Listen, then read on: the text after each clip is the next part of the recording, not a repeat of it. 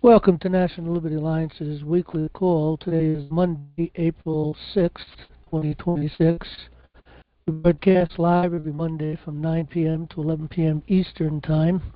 If you're listening in on Rumble or YouTube and you would like to ask a question or make a comment, you can go to nationallibertyalliance.org and click on our weekly call for instructions to join us live by phone, app, or browser. If anybody would like to email a question, you can send your questions to questions, that's plural, questions at nationallibertyalliance.org. Also, please support our business partners. You can find their banners on the right side of the website, of which the proceeds go to support NLA's effort to save our republic. Also, please support NLA by donating $5 a month or more. Click on our donation tab on the top right side of our website. Okay, we're going to pick up with a scripture reading tonight. We're going to read the first chapter of the Sermon on the Mount. It'll be Matthew chapter 5, read by Alexander Scorby.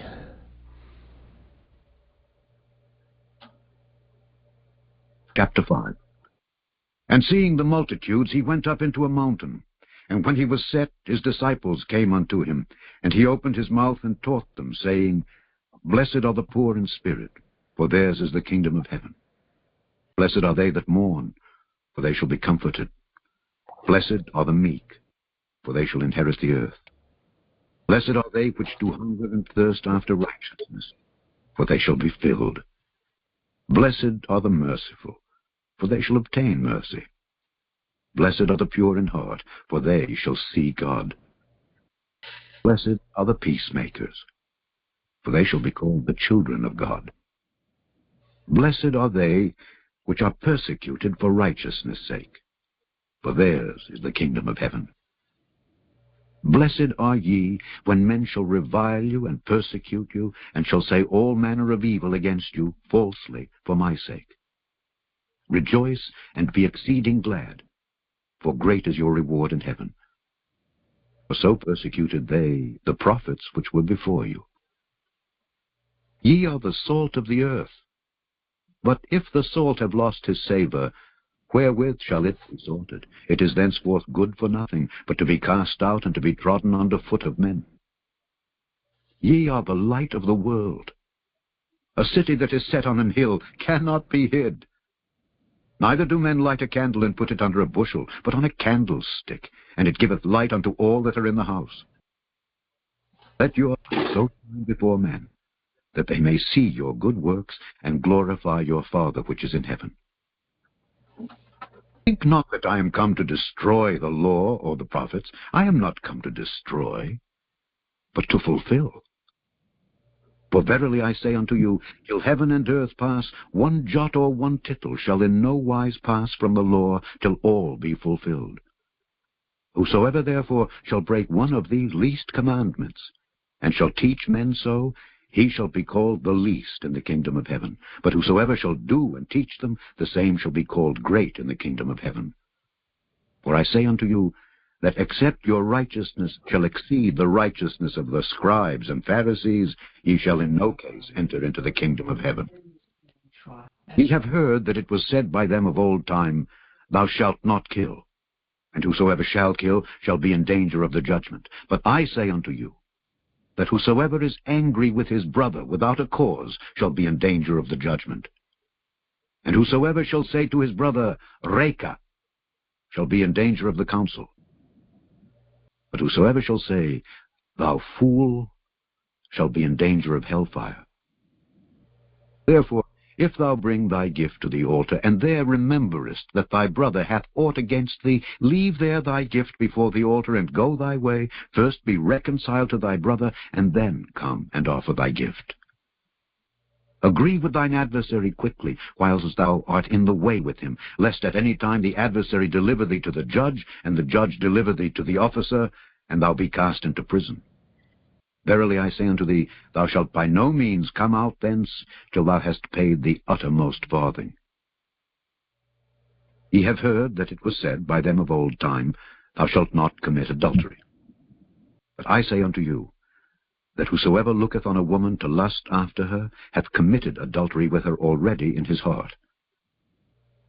And if thy right eye offend thee, pluck it out, and cast it from thee. For it is profitable for thee that one of thy members should perish, and not that thy whole body should be cast into hell. And if thy right hand offend thee, cut it off, and cast it from thee. For it is profitable for thee that one of thy members should perish, and not that thy whole body should be cast into hell. It hath been said, Whosoever shall put away his wife, let him give her a writing of divorcement. But I say unto you, that whosoever shall put away his wife, saving for the cause of fornication, causeth her to commit adultery. And whosoever shall marry her that is divorced, committeth adultery. Again ye have heard that it hath been said by them of old time, Thou shalt not forswear thyself, but shalt perform unto the Lord thine oaths. But I say unto you, Swear not at all, neither by heaven, for it is God's throne, nor by the earth, for it is his footstool, neither by Jerusalem, for it is the city of the great King. Neither shalt thou swear by thy head, because thou canst not make one hair white or black. But let your communication be, Yea, yea, nay, nay. For whatsoever is more than these cometh of evil. Ye have heard that it hath been said, An eye for an eye, and a tooth for a tooth. But I say unto you, that ye resist not evil. But whosoever shall smite thee on thy right cheek, turn to him thy other also. And if any man will sue thee at the law, and take away thy coat, let him have thy cloak also. And whosoever shall compel thee to go a mile, go with him twain. Give to him that asketh thee, and from him that would borrow of thee turn not thou away. Ye have heard that it hath been said, Thou shalt love thy neighbor, and hate thine enemy. But I say unto you, love your enemies. Bless them that curse you. Do good to them that hate you, and pray for them which despitefully use you and persecute you, that ye may be the children of your Father which is in heaven. For he maketh his sun to rise on the evil and on the good, and sendeth rain on the just and on the unjust. For if ye love them which love you, what reward have ye? Do not even the publicans the same? And if ye salute your brethren only, what do ye more than others? Do not even the publicans so? Be ye therefore perfect, even as your Father which is in heaven is perfect. Okay, Jan, do we have any announcements or any questions tonight?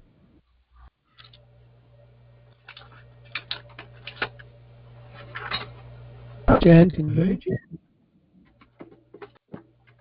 Hey, Jan. I don't know if his mic's not working or if he's away. Jan, can you hear me? All right. Terry, do you know if we have any questions tonight? I have not seen any questions, sir. Okay. All right. Well, we'll give Jan another couple of seconds. Might be trying to get his mic going.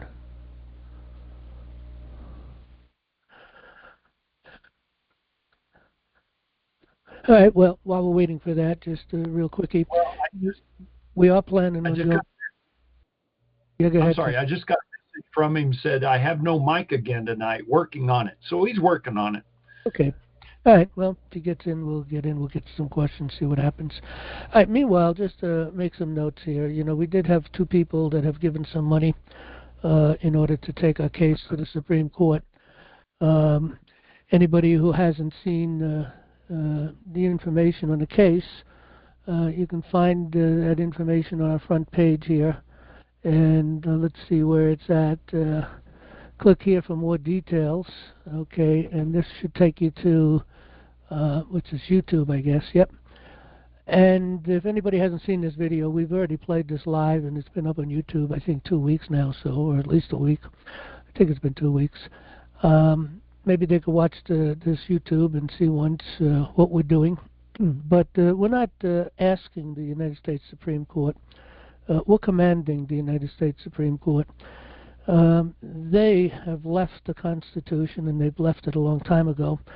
I know we've been getting a lot of good decisions from the Supreme Court lately. At least 3 of these individuals, bare minimum, maybe more, but 3 of them particularly are far as I'm concerned, or that I can figure out, they've left the Constitution completely. They've brought all kinds of things into the courts that has nothing to do with who we are as a people.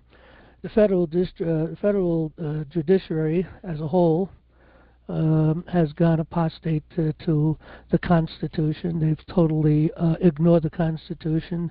They have placed us under civil law. We've been under civil law for quite some time.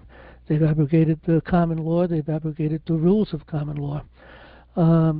They've also abrogated all of the sovereign writs, such as the writ of error, for instance. We can't put a writ in the court no more because they decided that they shouldn't give it to us. So they have abrogated the law of the land is what they've done. They ignore our Constitution. Anyway, people who haven't seen this video, you can go check this video out. Again, you can find it here under click here for affidavits for the U.S. Supreme Court to join our U.S. Supreme Court case concerning denial of due process particularly. And if you click on for more details, you'll get to this video here on YouTube. So, but anyway, we do have enough money to get started, so we're going to get started with it. We don't have enough money to go all the way through the process. We have filed papers with the Supreme Court on 2 occasions. The doorkeeper has sent it back on 2 occasions.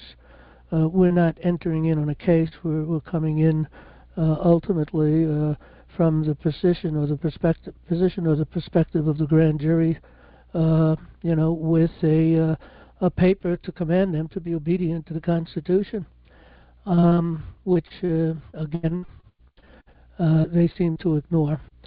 But I don't think the justices of the Supreme Court have seen our papers, our presentments that we've sent in. Again, twice we've sent it in, and I'm trying to remember when we sent it in, a couple of months ago anyway. And 2 weeks after we had sent it in, we sent it in again because, like I said, the doorkeepers keep sending it back. So they tell us we have to go through the trial courts.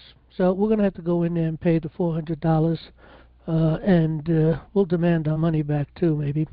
Well, no, maybe about it. We will demand it back. And we'll go through the process, taking up the line. It'll probably take us 4 months or so before we can get it to the doors of the Supreme Court, because I think this will go rather quickly.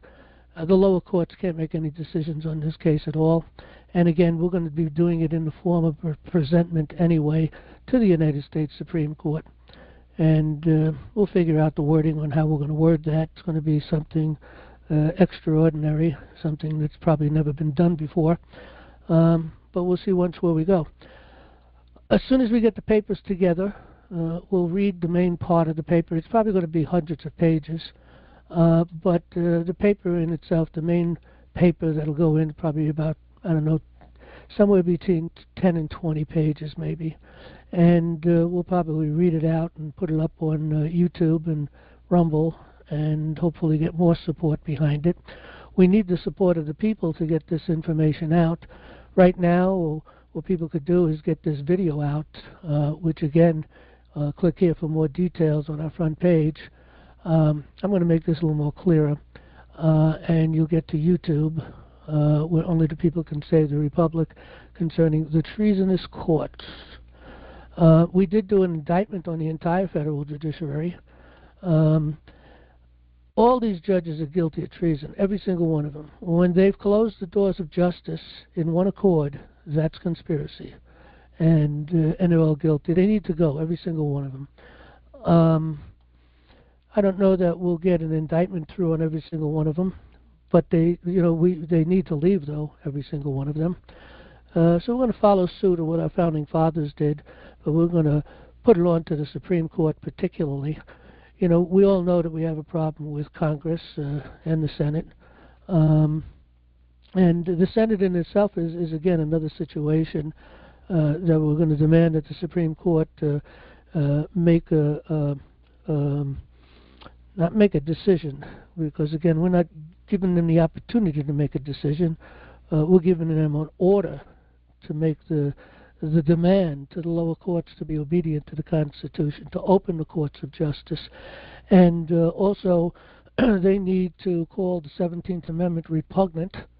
I know their position will be, well, it's been there for a while, you know, it's this, that, and the other thing. It's got some precedence.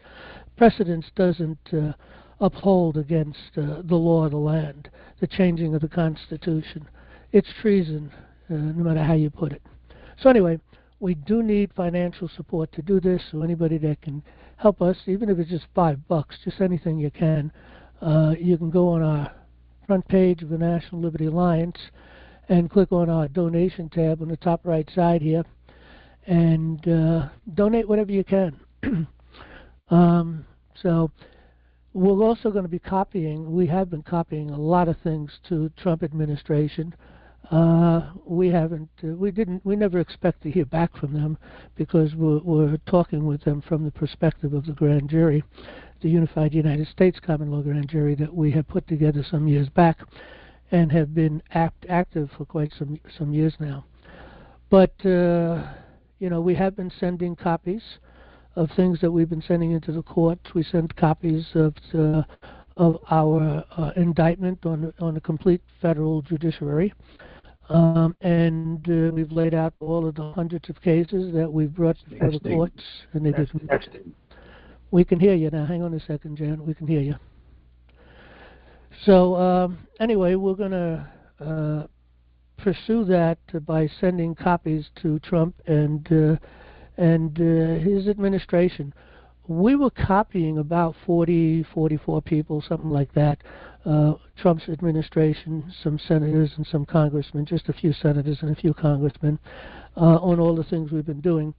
But this is going to be pretty large with all the evidence and everything. And unless we get enough money to do that, we won't be able to copy them all. So we may just copy President Trump and maybe part of his administration. But we'll see how much money we can collect to get together, because it's going to cost some money to put all this together, put all the papers together, send it to all these individuals by copying them.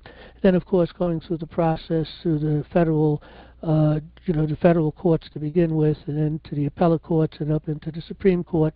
And each step, they just take more and more money away from us, which we're going to demand that they give it back to us. But again, at the end of the day, I think they, we wouldn't tell the Supreme Court, we want our money back.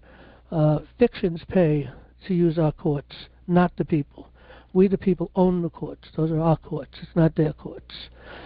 We pay to build those courts. We pay their salaries. We pay for all of the equipment in their buildings of all of these courts, and their papers, everything that they do, we pay for. Why should we have to pay a penny to them?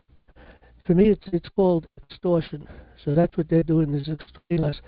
It costs to go to the United States Supreme Court, not to get up to the United States Supreme Court. That's one amount of money is to do that.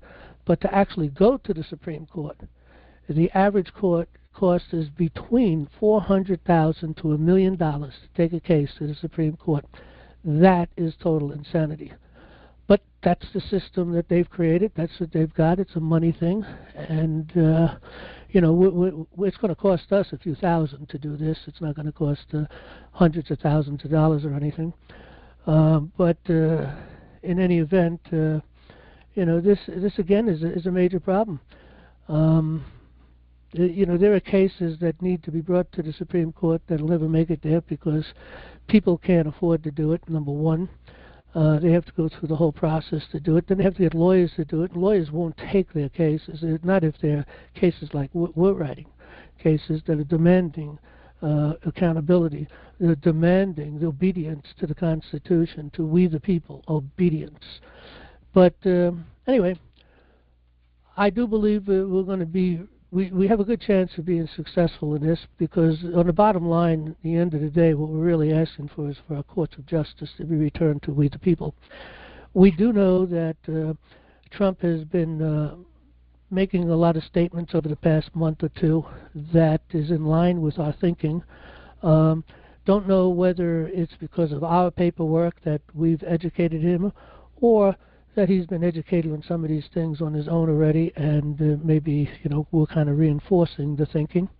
We also sent him and everyone in his administration plus, like I said, a couple of senators and a couple of congressmen, about 44, something like that, 40 some odd people, a copy of the book, Government by Consent. And I got to believe some of them read it.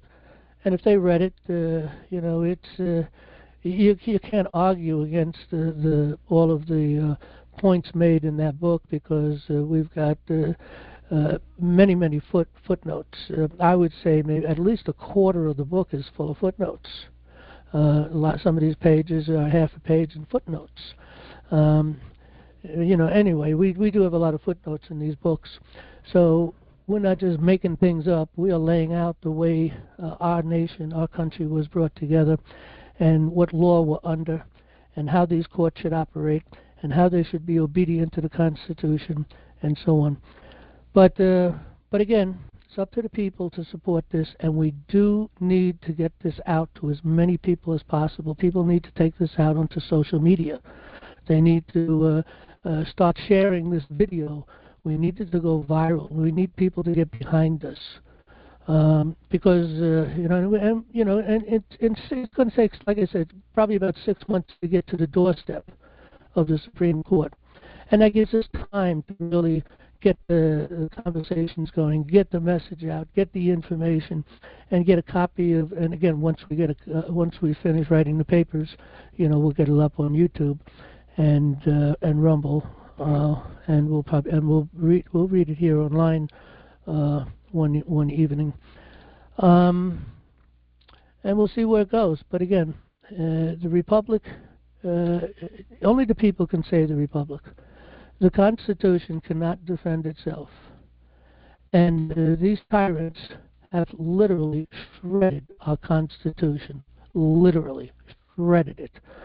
And we got judges up there that seem to think that the First Amendment and the Second Amendment needs to be ignored, that we're misinterpreting it, or that it's just not right that people should have weapons, and that they shouldn't say certain things. So, again, if the people don't step up and do something and take this back, then we'll lose it all. We have an administration that's on our side. Hopefully, with the midterms, we'll get majority of the both houses, hopefully, and hopefully 2/3 of each house, so we can do, go really get rid of these judges from that perspective also. But we'll do more indictments if that's what's necessary. But we first have to get to that Supreme Court, and we have to put them on notice, and we have to put them into such a position that they can't ignore us, that everyone will see the evil that they have done by the papers that we will be writing. And they're going to have to do the right thing, because I think the administration, Trump administration, they're already preparing now for a lot of arrests, a lot of the money that has been stolen. I can't wait till they get to New York. Can't wait to see what this governor has done, because she's as bad as what we got going over in California or any other place. But also our legislators are totally out of control here too. So we got quite a few states that have some serious problems, and the only solution to the problem is for these people to be indicted and go to jail, because they are guilty of treason. Okay, with that, Jen, do we have any announcements or questions? Well, John, we do not have any questions, and I have no specific announcements for the evening. Okay. Yeah, I saw you sent out on Sunday night, the newsletter, and I was checking up online. We only had one return this time, so that wasn't bad. John, I got that's because I'd gone through and cleaned about 129 people. More. Okay. Yeah, more. Yeah. All right.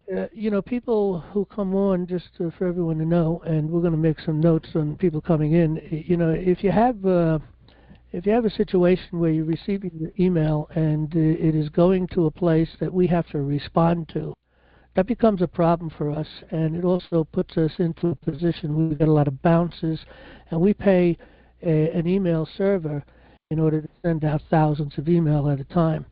And once you get a certain amount of bounces, they shut us down. And so what we're doing now, we have no choice but to do, if we can't get our email through to certain individuals, sometimes people change their email, okay, and then they're going to come here and change it. So we have no other choice but to delete their accounts with us. And once we delete their accounts, any information, if they've been taking courses, if they've been taking any of our courses, they lose all that information. And that's not a good thing, of course. So please, anybody that is a member here, make sure that you have a good email that gets through. Also, if we get too many bounces against a certain mail server, like let's say Yahoo, for instance, if we get a lot of bounces from Yahoo will block us from any email going into their system. That's just the way the system works. So we always have to be cleaning out our emails and get rid of bad emails. So again, people should make sure that they have a good email that's working. And look, we're an active group. People who join us, we're expecting and hoping that they're going to be active too. We are in a very precarious situation concerning our courts. People have no clue that they don't even know that we're a republic. Most people think we're a democracy. And they can't tell the difference between the two anyway, most people, especially the younger generation. The school has been, the education on the younger people have really been bad, right up into the colleges. So a lot of problems, and only the people can fix these problems. We need to take control of our local governments. We need to take control of our schools. And that's done, of course, through committees of safety. For those who might be new, if you go underneath Start a Committee of Safety here, you can just click on that top link right there, and you can follow the breadcrumb trail. But we do have a lot of information on committees of safety, how to start a committee of safety, how to create the different subcommittees within a committee of safety, and you can actually come straight down to Handbooks, Videos, and Tools and click on that. And see, what is this? Okay, I'm not signed in. Let me see if I can. Let me move my page over here and sign in. Every once in a while, you get signed out on NLA, so people have to keep an eye on that. So let's see, log in. Here it is.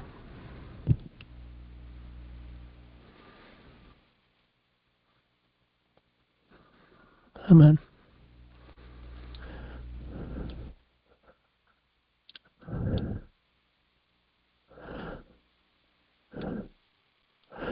Okay. All right, like I said, you can click on Start a Committee of Safety, follow the breadcrumb trail, or you can highlight the Committee of Safety and you can come down to Handbooks, Videos, and Tools.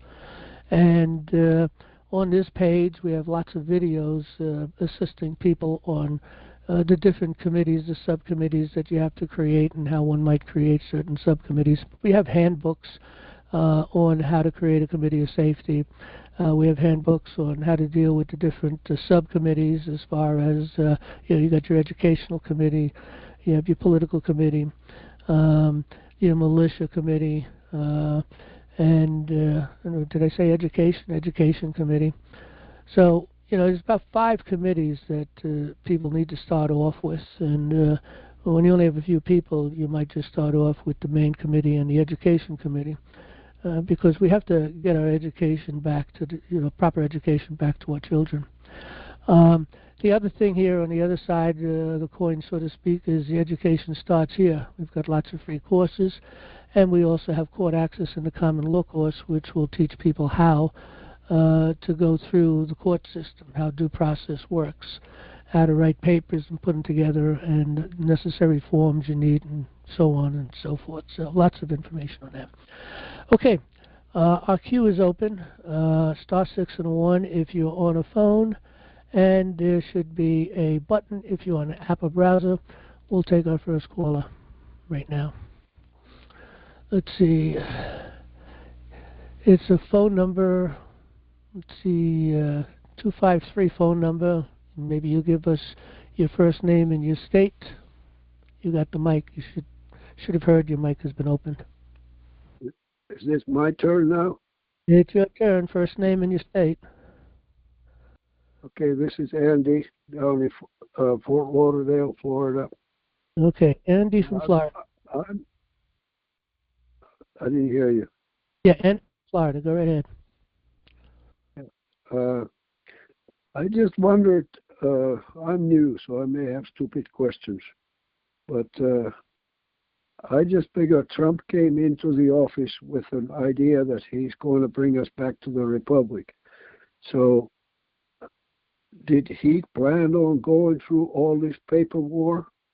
He may have different plans, how to get there. So has anybody been able to talk to him or find out about that? What kind of plan he had? We know what his plan is. If anybody's been following Q, I don't know if you're familiar with Q. Q is military intelligence that has been putting things out for a couple of years back and laying out the plan ultimately, and we're seeing that plan being executed. His big plans, some of the major things he's been planning, of course, was shutting down the border and sending all these illegals out of here. Also going after all of these people that are stealing money. I've heard recently that we can actually, balance the budget by just getting rid of all of the fraud that's involved with all of the, going through all these states stealing money, all these individuals. The Somalis have really been stealing a lot of our money. So he's been working on that. The plan was also to bring peace around the world, to stop causing wars, bring the CIA, reel the CIA back under the control of the and drugs from coming in. We've been on a war on drugs. I'll be done in a minute. We've been on a war with drugs for quite some time, many years, going all the way back to Reagan's days, and even before that. But Reagan, they made the big thing, the war on drugs going. But meanwhile, the CIA has been involved in that. South America has fallen apart and got under the control of a lot of these drug lords. And his plan has always been to stop the drugs from coming in, and he's done that a pretty good job of it. He still has some more work to do on that. He also is looking to work towards the economy, to bring the economy back, and gold and silver, reinstate the Constitution to get that going. So he's got a lot of things on his plate. He's working on a lot of things. From my perspective, I think he's doing a great job. But yeah, all these things that he's doing is all planned. Iran is a problem. It has been. I remember when the Shah of what was it called? The Shah of Iran. I forget what his title was. But in any event, the Ayatollah took over, and that's when Iran fell, really into major problems for the world. And now he's taken that whole system out to give it back to the people. And that'll bring peace into the Middle East. He's bringing peace between Israel and the Middle East. He's working to trade and work with the Middle East and trying to get Europe back on board, doing the things that they should be doing, because they're all focused in on the New World Order. They're controlled by, their states are also controlled by the deep states. They have the same problem we have. And he's working on that to take the deep state out, not only here, but literally around the world. You can't leave a piece of this octopus, I guess you'd call it. You can't leave any of these pieces left. You have to take the whole thing out. You have to take out the head. And the head is right here in the United States. And he's taken out the head. But he still has to take out all the tentacles. And he's working on that. So he's got a major job going on. And I clearly can see that he's going to be successful. He's very close to success in a lot of things. But back to you. Well, yes, I know I've been following all that, so I know all that he's done. But I figured this particular step to go into the trying to get into Supreme Court and all that, I figured he might have a way to kind of step in there and just shove him aside. We wouldn't have to go through all this crazy paperwork on this Admiralty law. Well, the president, the only thing he could do, which would be a major problem, though, at least right now, at some point in time, it may not be, and it may have to happen, is to arrest some of these judges, particularly on the Supreme Court. We got 3 judges that should be arrested at least, bare minimum. But a lot of these other federal judges, they're all, they got major problems going. That's why if we, the people, do and continue what we're doing, from the unified United States common law grand jury with our paperwork and doing indictments, and actually we want to remove the entire federal judiciary, just remove them for bad behavior. Congress can do that if we can win enough seats in the midterms, and that's possible. It is possible because people are waking up everywhere and realizing the seriousness of the problems here. So, he's also working on bringing back gold and silver. We've done a lot of things. Let me see if I can get this. Under education, no, is it? No. Maybe, nope, it's not. Under today's issues, I think it is. No, under education starts here. Well, maybe it's over on the right side. On YouTube and on Rumble, we've done a lot of videos. And some of these videos that we have done on YouTube, let me just go straight out there. Let's see. Should be able to find it just by putting in National Liberty Alliance. I was just wondering, do you have anybody who actually has talked with Trump people about this? Do we have to go through all this crazy paperwork that we're talking about? Well, there's no other way to do it. He may have a plan that he planned on just stepping in there and forget this paperwork. Well, I don't know of any other way other than to deal with enemies domestic, and that's going to be happening, and we'll see how deep and how far that's going to go. That's going to go down into the states, governors, lots of people in state legislators and people all the way down to the villages. We have serious problems in this nation, and we're looking at many hundreds of thousands of people that are guilty of subversion and conspiracy. And the federal government, of course, has a lot of people, especially in Congress. The CIA was out of control. The FBI was out of control. A lot of our different agencies, federal agencies, have been out of control. But he's reeling them in, okay? And he's putting a lot of pressure on the Supreme Court. And the people have to step up to do this also. You see, the president in himself can only do so much, and then he leaves office and someone else comes in. We do have a lot of good people that behind him in the Republican Party that's in his administration that I think will continue his work. But nevertheless, it's up to the people to take control and to make sure that these people are obedient to our Constitution. And I'm going to make that case in the paperwork once we put it together. I've already made a good case of it already. But again, it's in that video that I had mentioned. It's up on National Liberty Alliance in both YouTube and on Rumble. But we did do a paper here on, or let's see where it's at. Videos, okay. We did do a paper here on, or video, shall I say, on how Trump is going to bring us back to gold and silver, which is the legal money. So, anyway. Video out? Is that video out yet, or is it just coming? Oh, yeah, it's up on YouTube and it's up on Rumble. Let me go to Rumble. It might be a better place to look at. Okay.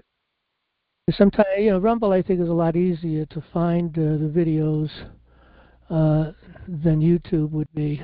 But here's, let's see if I can find the YouTube here. I mean the Rumble video here. Okay, so what about this other group that's over here, Republic for the United States of America? Are you in touch with them? Yeah, well, I'll talk to you about them in a minute maybe. But right here, how gold will destroy the Fed. And if you click on that video, okay, it'll lay out the plan that Trump will be using. Now, we're looking at a 4-to-1 ratio, just looking at when you go through this process. Just looking at how much liquidity the banks have, as far as gold is concerned, particularly, and silver, and what is the cash flow that they have going throughout all the banks, and working it all out, what the return or the exchange would be. When Kennedy tried to do this, and he did do this, but they killed him, and then they took the silver certificates off the market. But he had the silver certificates out. I remember when I was a kid, my father told me about it and showed me silver certificates. And so silver certificates, what he did is he just put out the silver certificate and say, this is backed by silver. If you got a debt dollar, from the Federal Reserve, you can take it to the bank and exchange it for a silver certificate. And it was a 1-on-1 ratio, because we wasn't that far off, although we were far off and we did have a lot more reserves back then. But today, I remember that. Today it might be a 4-to-1. I figure a 4-to-1 just working off statistics, but it could be 5 or 6-to-1, which means for every, let's say it's 5-to-1, for every $5 you have, you can return it for one silver certificate. That in itself would be huge anyway, because the power of one silver certificate dollar is huge compared to a $5 bill. When we consider that the penny is worth, about this point, about a quarter or half a cent. I forget what it is, a half a cent or a quarter of a cent is what a dollar is worth. So we've lost so much of the value of a dollar. And matter of fact, it's 2/5 of a penny right here. This video will lay it out for you. 2/5 of a penny's worth is what your dollar is worth right now. So yeah, we know that. We know that. Yeah. So the ratio would probably be, it could be 5-to-1 or 6-to-1. I'm just working off statistics. I did a 4-to-1 because of the statistics, figuring out the reserves and the amount of cash that's floating that's out there. So anyway, anything else? Okay. Thank you. Okay, thank you. All right, we'll take our next caller. Next caller is anonymous, so maybe you can give us your first name and your state. Yeah, hi, John. This is Elizabeth, and I'm in Arizona. Yep. I just wanted to let you know that I saw on We the People News on Saturday evening. It comes out about 7 p.m. Pacific time. At the 4-minute mark and at the 30-minute mark, they mention National Liberty Alliance and how National Liberty Alliance has filed a I don't know, I didn't pull it up to read it, but you can find it, and it talks about everything, about taking all of these institutions, the courts, the judges, everything, to task. I mean, so National Liberty Alliance was mentioned on that particular publication Saturday night twice, and they do that. They repeat things sometimes, but I just wanted to let you know that. Are you there? Yeah, I appreciate that. And who did you say had mentioned us? What was the name of the group or podcast? It's called We the People News. Oh, okay, and that's interesting. It's a composite of reports from different things, and you get the whole enchilada there. I mean, there are going to be things that just sound too far out, but you can tell the stuff that is real, and they talk a lot about, and they're bringing it up all the time now, about common law will be coming back. It's coming back, and that kind of thing. So, well, yeah. it has to come back, because if we don't get natural law back, which is the same thing as common law, then we don't have a constitution, and we don't have justices. We don't have a courts of justice. So it has to come back, or we lose it all. And that's why the people have to get behind this. The people need to get the word out, get the message out.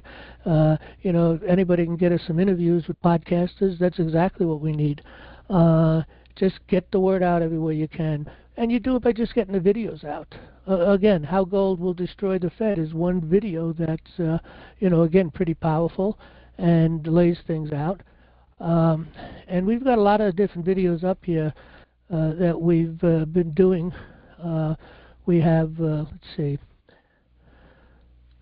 the last couple couple of weeks, we've had some good information. We talked about the extraordinary presentment to the Supreme Court a few weeks back, and that's up there. Mm-hmm. People who haven't heard that, they can go through it. We also did one on court corruption and of course, the treasonous courts, which I was just showing now.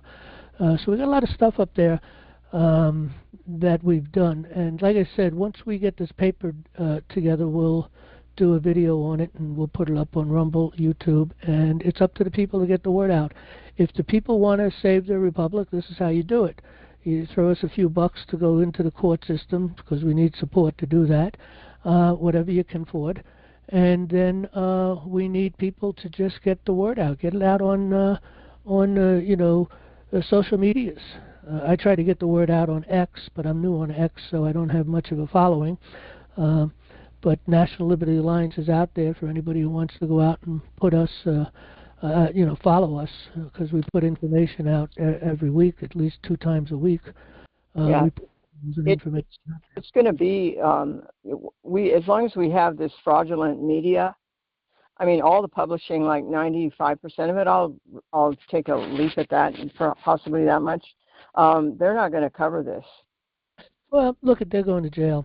They're guilty of treason, okay? They have been aiding and abetting the enemy for a long, long time. These people that are going to go to jail, the news has been aiding and abetting them. So we know, I think, what is it? I think is it CNN? I think it's CNN that was sold, wasn't it? I know one of the big major... They it should be just a ghost town, as far as I understand. Yeah, I do really understand. But as long as that's the status quo, which, that We the People News, it's hard. I mean, I've been watching it for a long time, and, it's like I realize that this whole thing is an event-driven thing. It's not on a time. They set times, and then they move them. So it gets I get tired from that. And, but it's like from what I'm understanding, and I even saw a video once where Trump was saying, when we do something, it's not that we're not going to do it, but it will be event driven, because certain, sequence have to happen in order. And they've arrested reportedly like 8 million people in this country already, but it's not being reported because of the mainstream media and social media too. I mean, they're under the same thumb, they are. About deporting 8 million people as far as being deported already? Is that what you're talking about? Or are you talking about arrested. Treason. Yeah. Well, I don't know if the number's that high. I know there are a lot of people. I don't blame you. Yeah, I know. It's not repeated. Yeah, but we haven't seen the big names yet, and the big names will be coming. People have to have a little patience with this, because it takes time. If we're going to do it right, it takes time to gather evidence, bring enough evidence to get an indictment, and get that indictment, and then bring it into the courts. And that takes time, a lot of time. And they've been working on this for quite some time, of course, and I think it's about ready to blow up and blow out. I think by the end of this year, we're going to see a lot of people going to jail, and I think we're going to see the Republic really resurfacing and the Constitution coming back. But again, this will never happen if the people aren't behind Trump. This will never happen if the people aren't behind what we're doing here to try to take the courts back. Someone has to lay out what needs to be done, and that's exactly what we're doing, is laying out what needs to be done in the courts, because the courts are totally out of control. Right, yeah. I understand, yeah. They'll say, well, right now it's 700,000 indictments, but, that's changed over the years. It's more and more, because, you arrest someone, and for leniency, they'll turn in so many people, so then the indictment list goes up, and so there's a lot of unknowns, as they do this. Yeah, well, I think that's a reasonable number. I think there's going to be a lot more, but I think 700,000 indictments at this point, in moving through the process, I think is probably right. And it's going to be a lot more than that. It's going to be hundreds of thousands. It's already. But we're only as good as our information. Mm-hmm. Well, look what Vance is going to be doing. He's going after all the fraud, and that's going to be huge. That's going to get rid of a lot of people. It's going to lay out these people that are guilty of many things. They're also guilty of involvement with all of this fraud, Right. stealing money and stuff, and so. And Vance is going to be working real hard on that. I'm hearing it's going to be moving very quickly. I can't wait for him to get to New York to deal with our governor and our legislators because they are at the top of the list, from my opinion. California is really a serious problem. New York isn't very far behind if we're not even equal with them. It may not be as obvious, but we have a lot of the same problems with our governor. Total insanity. No common sense whatsoever. Clearly, they just want to destroy this nation, and that's the problem. Yeah. All right, anything else? Because we do have a lot of people in the queue tonight. No, thank you for your time. Take care. All right, thank you, Elizabeth. Okay, we'll take our next caller. Let's see, it is Jay from. Hold on a minute. Okay, yeah. Jay Kong, is it? Anyway, what state you're from? What's your first name and your state?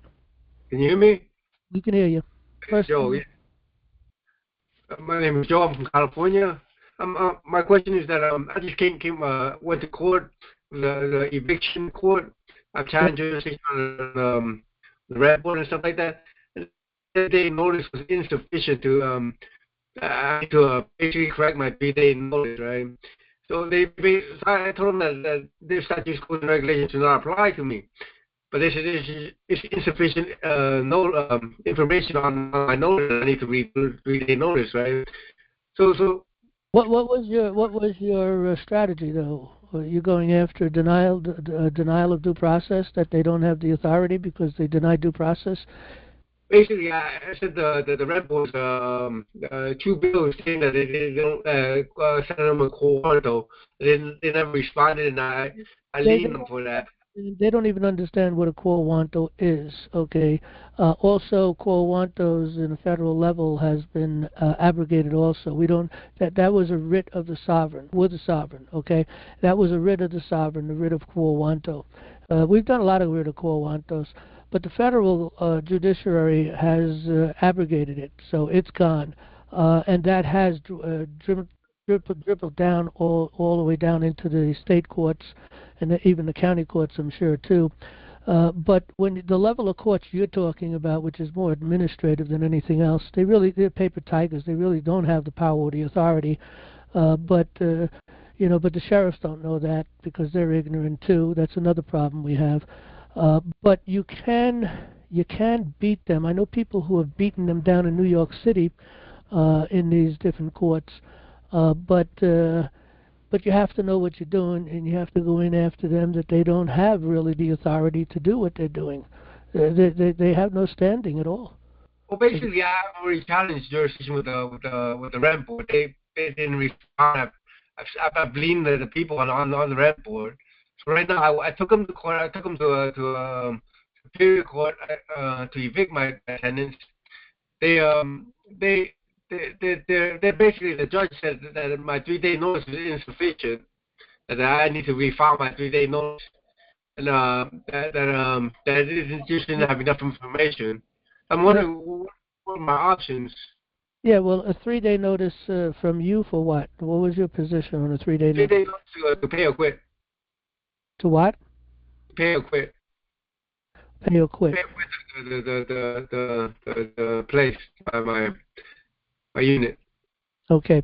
Well, again, I would take it into the. Well, you did take it into the county. I guess you took it into the county court, or did you take it into the state court? Superior. Well, that's probably the state court then. Yeah, I guess they can hear the case. These administrative courts don't have the power or the authority to do it, although you could use the administrative courts to your advantage if you can make that work. But generally speaking, they really don't have authority. But they act as if they do.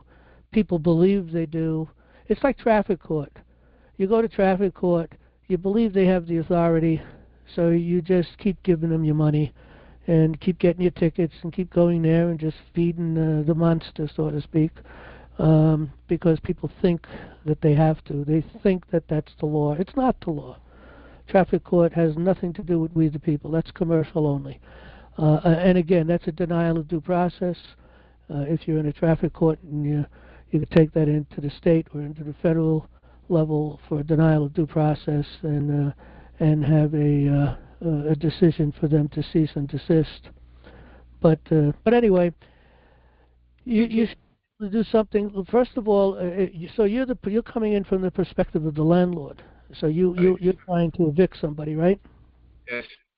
Okay, well, the eviction process is pretty simple. It's pretty much the same across most states, I would believe, anyway. First of all, you got to serve them a 30-day notice, and you have to certify that notice. And then from that point, you can bring it into the lower courts. You can bring it into a town court or a village court, and you can have an eviction done through them or city court. And even a county court, that's the most strongest court on that level is the county court. And you can then have, once you've done your 30-day notice and you've proven that you've done that 30-day notice, then it's a demand for money or be evicted to leave, and then you should be able to get that done relatively quickly. I know they used to give the individuals 30 days, even more, to get out from that point. But it's really been like 3 days now. I know in New York it's 3 days. Serve you 30, then your 3 days, and they're out. Yeah, the thing is, I'm wondering. I just turned in I sent them my 3-day notice just a couple of days ago, and now I'm wondering, is there one of my options? Because you think I'm thinking that maybe the judges the judge may want to see the judge may try to take away jurisdiction from me if I follow their rules or something like that. So I'm just seeing Look, it's a very simple case. Here's the problem. If you're going against somebody who understands how things work and you take them to administrative court, okay, they could beat you, okay? But if you take it into a court that's supposed to be a court of law, but they're really not courts of law, but they just claim to be courts of law, and they're supposed to be courts of law, that brings you to the county level, or county level and above. Those are courts of record. Any court underneath the county court is not courts of record. Although a state, if you go into the constitution of your state, you might find that they say that all these courts are courts of record. But they're not really courts of record. They all operate really from a civil law perspective.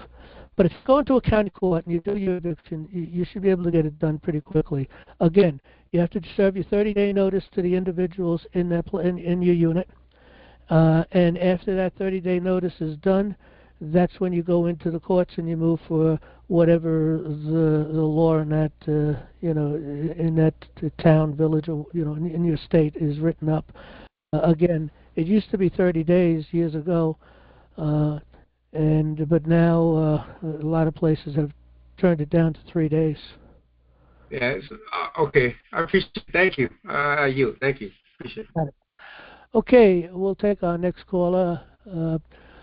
Asulu, how you doing? You got the mic.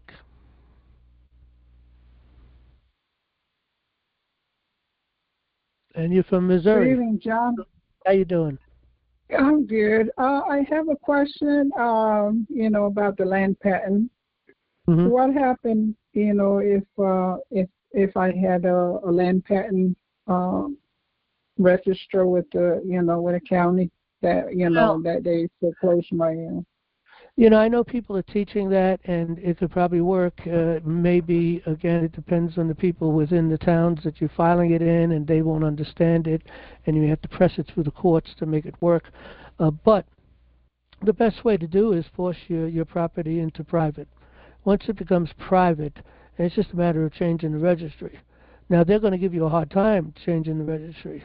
You're going to have to take that into court. Unfortunately, the courts, they stick with the status quo, so it may be very difficult to get it through. Not impossible, but it'll be hard. And if you go into you'd want to go in a minimum start at the county court to make that move. And then from there, you always got, then you can then take it up into the state court, and you go through the appellate process and so on. And so that's just a way you can go do it. And you got numerous hits along the road to try to get what you're looking to get accomplished. Because as you know that we had our case with NLA still, and so I was just wondering. I forgot to mention that. Right. Well, if you got a case with us, it'll be your case will be attached into the as evidence, as a matter of fact. And anybody who really wants to take care of their own business and get things going, once we hopefully, and I do believe we have a really good opportunity here to bring our courts back to courts of record, which would be a court of justice, that which operates under the natural law. We have a great opportunity, I think, to have that done. And if that's accomplished, then that opens the doorways all the way down into the state courts, because we're working on the federal courts, and we'll get the federal courts to command all state courts to be obedient to the Constitution. You could take them, and if they don't, you can take them into the federal courts for denial of your due process and for preventing you from hijacking you into jurisdictions unknown, let's say, So there is a process, but people need to know. Everybody has a case. They need to know how to deal with that case. So we're trying to let the people know what they really need to do is they have to take a course to understand due process. And, of course, we have that course available. And I know you're aware of it. I think you're in the course, aren't you? Didn't you take the course? Yes, I am. Yes. Anybody who's got a case should be taking the court access to the common law course. Because when we win, because I do think we're going to be successful. I mean, I can't say we're definitely 100% going to be successful, but we have a good chance at that. And we're going to get our courts of law back. Now people need to be able to take their cases into the courts, and they should be slam dunks, because any court case that's attached to what we're doing, I'm aware of the problems and the situations, and they are slam dunk cases, as long as they don't maintain the status quo. But once the Constitution is in play, then they won't be able to maintain the status quo anymore, and just kind of railroad you down. So, okay. But unfortunately, most of these all of our courts are chancery courts, and it's kind of the worst kind of court you could be under, chancery court. Tax courts are chancery courts, and we're not supposed to have debtors' prisons, and yet we, at the federal level, we have a debtors' prison. Unbelievable that the people that we, the people, are that ignorant and not to realize how far gone we are when you have a debtors' prison. Yeah. So what should we expect, out of what you send into the common law? To the Supreme Court. Well, I think it's going to take up as much as 6 months to get to the doorstep. Okay. Okay. Now it's a matter of getting them to hear the case. Now that's why the case has to be so powerful, and people have to be seeing it. We have to have the president and his administration behind us to see this. I'd like to get a lot of the people in Congress and the Senate behind us also. But we can only afford to send out to so many people. We can't afford to serve all these people. But maybe Johnson, for instance, in the Congress, will send to him maybe, and a few people in the Senate. Maybe Kennedy and a few others, and a few others in Congress also. We were sending to 44 people altogether, so I'd like to do that. So should we contact our senators and let them know that, or is there something that we can?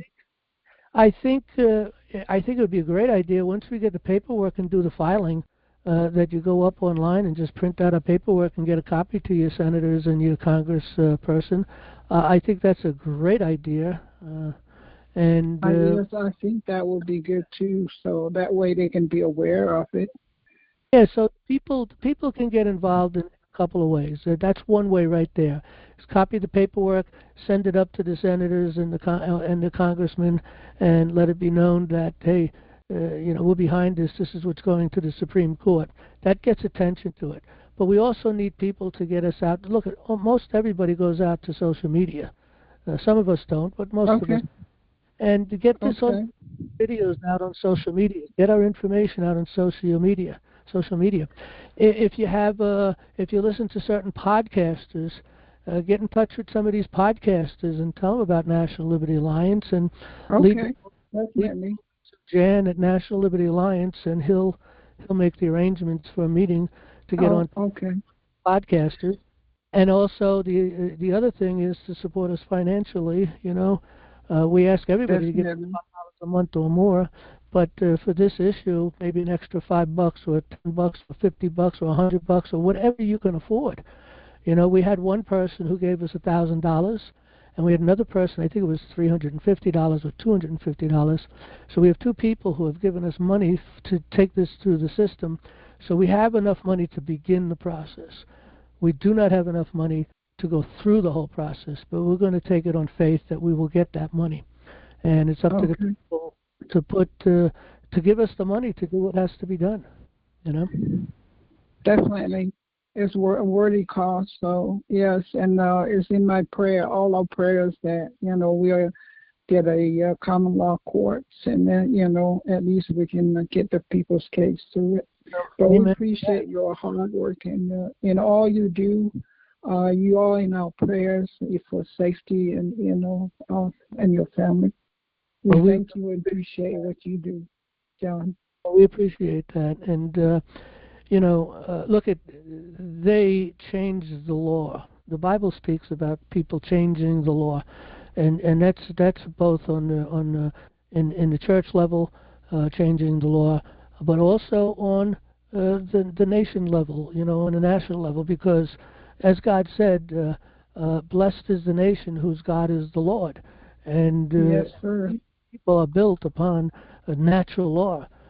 We've come to ask God for his blessings, and that was a covenant, which is called the Declaration of Independence. It was a covenant with God to be under his law and to receive his blessings.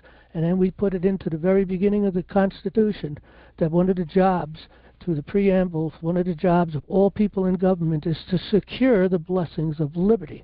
Now, they have violated that. They've kicked God out of our courts. They kicked the Bibles out of our schools. They brought us into chancery courts, which is civil law courts, which is Babylonian courts. They're evil courts.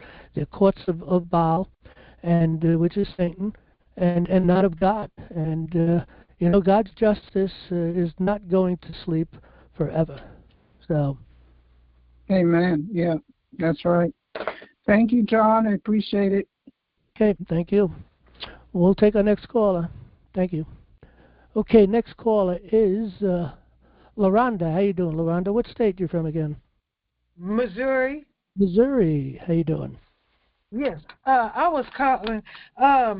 One thing I did at 9:44 a.m. Central Time and 12:21 p.m. Central Time today to you and mail at National Liberty Alliance. I sent 2 different emails, but the one at 12:21 came back saying that it could not be delivered. And while I was on hold, it was when I discovered that. So while I was on hold, I resent the one that said it couldn't be delivered.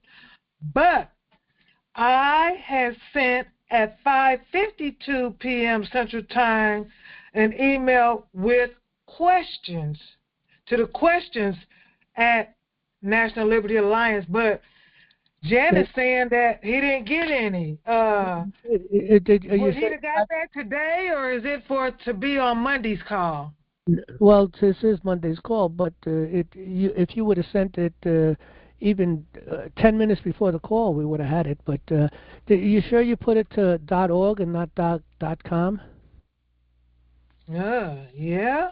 NationalLibertyAlliance.org, so it's mail at NationalLibertyAlliance.org, and it's questions, plural, at NationalLibertyAlliance.org. So a lot of people sometimes they make that mistake. We don't have any problem with that particular mail system. Our mail system that we were having problems with, we were having problems with questions. and that's fixed now. But we were having problems mostly with mailing out because we do mass mailing to thousands of people, and we use a mailing server to do that. And we were having a lot of problems, and we changed our mailing server. And once we changed the mailing server, we found that we had a lot of problems still, and they helped us fix those problems, and now our mail is going out again. Yeah, I just checked while you're on the line, and it went to the .org questions that. Right. Send one when you get off the call here. When you get off the mic, send another one, and send it to mail@nationallibertyalliance.org again. And when the end of the call later on, I'll look for that tonight or tomorrow morning to see if it came through. And, okay. and I would like to go ahead and ask the question because it might be helpful to someone else. Sure. Okay. Yeah. As to my affidavit, I have looked up all the amendments and is unsure which one I should reference to as to the lack of due process that I've suffered in a civil case from the circuit and appeals courts. Question number 1. Will I be able to send the information that I've created thus far, and you can tell me which amendment that I should reference to, and if so, should it be sent to you or mail at nationalliberty.org? Don't you have a case with us already, don't you? No, not in regards to this case, and as said, I have several cases that I'm going to be sending. Yeah, but in the past we were building up cases. I thought you might have had one with us and it had been built up. But all you have to do is look at it. You've been denied due process. And the reason you've been denied due process is because you've been pulled into jurisdictions unknown. You're coming in for into your court for a common law court, which is called a court of record. Now, they don't even understand this. The federal judges understand what a court of record is. I don't know that state judges understand it, and certainly the lower courts below the states, they have no clue at all on what a court of record is. Most lawyers I've spoken with don't know what a court of record is. Matter of fact, I've only met one lawyer, and I've met a lot of lawyers. I've only met one lawyer who knew what a court of record is. And so they don't understand that. But the key thing is this, is they hijacked you into what's called a chancery court, which is court of legislation. We're not under legislation. We, the people that ordained and established the Constitution for them, to control them, we listed their powers and authorities, their legislative powers and authorities, and we did not give them the powers or the authorities to legislate our behavior. Okay? Yeah. We're under natural law, and that's it. It's that simple. Now, when you go into any other court, these lower courts, well, they're all chancery courts anyway. So the key thing is you've been denied due process. That's the key. Yeah. Now, I just heard of a case, and I'm trying to remember, it was just tonight I was listening to something somewhere where they had a bench trial, a bench trial, that put a person in jail. That means there was no indictment, and that is a violation right there without an indictment. So what's that? I think that's part of the Fifth Amendment also, that you have to be indicted. So no, that's the Sixth Amendment. So if there's a criminal prosecution, you have to be indicted. Now, they have also turned around and said, well, we don't have to do an indictment if it's less than a year, and that's why town courts, village courts, and even county courts will put people to jail on a bench trial. State courts usually they'll get a jury, they'll just stack the jury instead, so they have another way to beat the system and put you in jail. But the thing is that the Constitution is very, very clear. The Bill of Rights is very clear that you have to have for anything that's a infamous crime, you have to be indicted. Now, what an infamous crime is, it's not the nature of the crime that makes it infamous, it's the penalty that makes it infamous. So if it's coming with a potential jail sentence, it's an infamous crime. That's the key. Now, they should know that, because you can find that out very easy by just going into Black's Law or into or any of the other law law dictionaries. But Black's Law particularly is one of the best, and that's the one I use. But again, they've turned everything upside down. The reason they get away with it is because we, the people, are ignorant to these things. We need to know these things. We need to make sure our children go to school and know these things. Every child coming out of school should be able to go into a court of law and take care of their own business, instead of giving everything they own to some lawyer who doesn't care about your case anyway. All they're interested in is your check. That's all they're interested in. Okay, well, so since like I said, I'm not sure about the amendment, which one to choose. So can I send that to you or Mel at National Liberty Alliance for you all to look at it and probably give me some feedback? Brief idea of your case. I didn't hear you. Just give me a brief idea of your case. It's very simple. What kind of case is it? A civil case. Okay, yeah, but what? What is it you're going up on? Well, it's in the it was in the circuit court and the appeals court, and it was. You would go with a denial of due process because they didn't give you a court of record. Everyone could do that, because that's the fact for anyone that goes into any court. You're not getting a court of record, which is a court of natural law or common law, whichever word you want to use, which means that you've been denied due process. And if they use a statute to apply against you for anything, then that denies due process also, because statutes deny due process. Because if they apply a statute upon you, and they can prove that statute has been broken, then you're guilty, and there's no way you can defend yourself from that. So it lacks due process. But we're supposed to. The only civil, well, look, there's supposed to be legislative law called equity, for the sole purpose of controlling commercial activities and controlling, people who are working for different government agencies, whether it's federal or state. But they're not to be applied upon us. We're under law, which is common law. And that is defined in the Declaration of Independence, the laws of nature and of nature's God.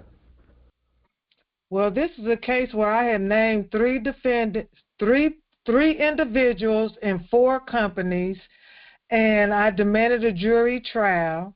Okay. And I had filed for entry and default judgment because neither responded timely. And then the judge winds up granting them summary judgment, dismissing all the individuals. Well, you have to go after. Not dismissing all the individuals, but I meant to say all the claims but 2, and then dismissed all the companies but 1, and then allowed the company, which they allowed them to dissolve while the case was pending, and had granted them summary judgment. So it never went to trial. Yeah, they do that all the time. Look, this is the problem, okay? That's a denial of due process. Now, it's the court that denied you due process. So you have to sue, not the court, you have to sue the judge for coming outside of their powers and authorities and denied you due process. And then you open that case back up, and with that case, I would move directly for a summary judgment against them because they've already defaulted. So you open that case back up, and you go after them, but first you have to go after the judge, because the judge has denied you due process. And well, I want to also go after the attorney, because he's done a lot of crooked stuff too. Well, but you say I have to go after him first, or only? Well, again, if it depends on what the attorney has done to lie, and they do lie. They love to lie. Lie is their game. There's a joke out there, how can you tell when a lawyer's lying? And the answer, of course, is their lips are moving. I want to tell you something. I can assure you that's the absolute truth. I haven't met a lawyer. Well, I can't say I haven't met a lawyer. I do know 1 or 2, but because we know a common law lawyer. But matter of fact, it's 1. So I only know one lawyer who doesn't fall under that category, but every lawyer I've ever come in contact with and went in to engage in battle in the courts, lie, lie, lie, lie. They just make everything up, and the judge just writes all the paperwork and gives summary judgments to them on their lies. It's that simple. They do it all day long. It's the good old boys club. Yeah, yeah. Okay, and just one more quick question, if I may. Yeah. I know that it is said to keep it to, say, one page and to discuss the facts only, but are you saying that it should be one page that includes the header, certificate of service, notary information, and statement of facts to all be in one page? And Well, I no, think I what you might have need to 1.5 to 2 pages in total. Will that be accepted?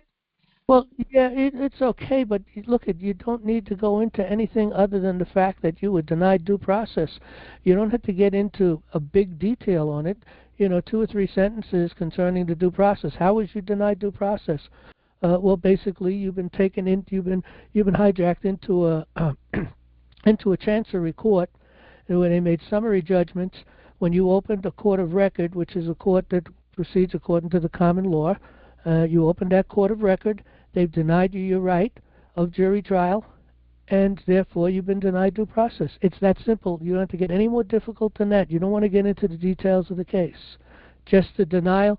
And I'll put the other potential violations within the Bill of Rights that people might use who can look at that and say, well, yeah, they violated my Fourth Amendment, they violated my Fifth Amendment, they violated my Seventh Amendment, whatever it is. But definitely they violated your Sixth Amendment and your Fifth Amendment. And your right of due process is the key, particularly in the Fifth Amendment. Okay, then. Well, I thank you, and you have a good day. Okay. Bye. All right. Bye. John, Yeah. Before you leave that topic, I can see LaRonda's having kind of the same problems we are. Right. I did receive 3 emails from her today, starting at 10:44 this morning. They all come under the heading of sharing. There is no mention of questions.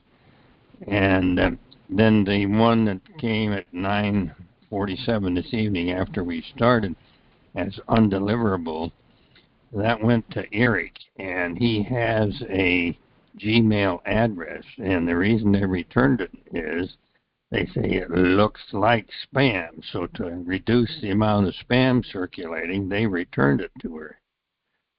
So, they're doing the same stuff to her they do to us.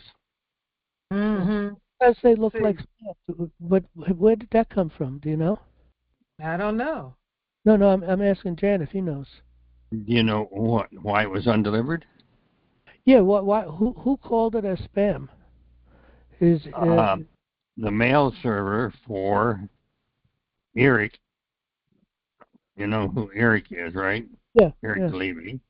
And he has a Gmail address now because we have forwarding mail from his NLA address to Gmail. And so Gmail took a look at that, and they said, wow, it looks like unsolicited mail, to quote them. But that shouldn't to reduce the amount of spam sent to Gmail, this message has been blocked. For information, go to supportgoogle.com and a bunch of other garbage. Okay, and that's Eric. What about you? Were you denied also? And No, this was just to Eric with a Gmail address. Yeah, but the point I'm trying to say, though, is that if she sent it to mail at National Liberty Alliance, there's 5 people that get that mail.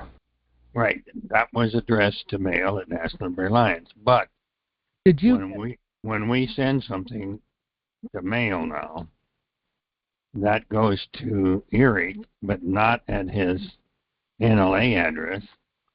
It goes to his Gmail, his home address now, as of a month or 2 ago. Now that's Gmail.